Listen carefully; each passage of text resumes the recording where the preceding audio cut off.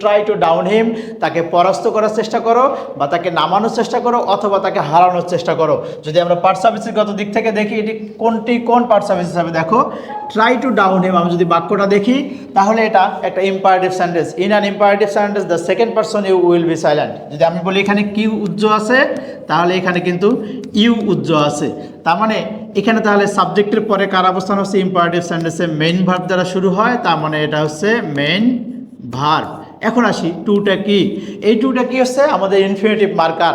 এখন কথা হচ্ছে ইনফিনিটিভ চিহ্ন কি, টু দুই প্রকার হয়। দেখো টু যদি আমি হিম বলি আর বললাম টু গো বললাম, দেখো এই যে টু এর পরে যদি নাউন বা প্রোনাউন থাকে তাহলে সেটাকে আমরা বলবো প্রিপোজিশন টু, আর টু এর পরে যদি ভার্ব থাকে তাহলে সেটাকে আমরা বলবো ইনফিনিটিভ টু।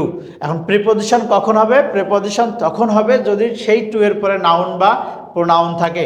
দেখো এখানে কিন্তু নাউন বা প্রোনাউন নয়, দ্যাট ইজ হয় এটা হচ্ছে ইনফিনিটিভ টু, এবং এর পরে যে ব্যবহৃত ভার্ব এটাকে আমরা তাহলে কি বলবো, ভার্ব বলবো।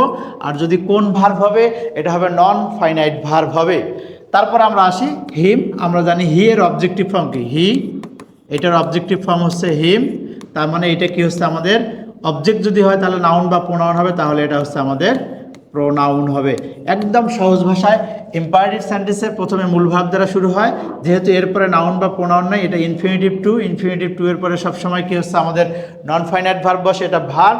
আর হিমটা অবজেক্টিভ ফর্ম, অবজেক্টের জায়গা আছে, এই জন্য এটাকে আমরা বলবো প্রোনাউন। আশা করি তোমাদের এই ছোট্ট ছোট্ট ব্যাখ্যাগুলো তোমাদের মনে থাকবে এবং তোমরা তোমাদের এটা পরীক্ষার হলে যখন তোমরা এইরকম প্রশ্ন পাবা সেখানে তোমরা এটাকে অ্যাপ্লাই করার চেষ্টা করবা। সবাই ভালো থাকো, সুস্থ থাকো, সবার জন্য শুভকামনা থাকলো। আল্লাহ হাফেজ। ভর্তি হতে ভিজিট করুন www.online.rcctube.com অথবা কল করুন 09613 662 000 এই নাম্বারে।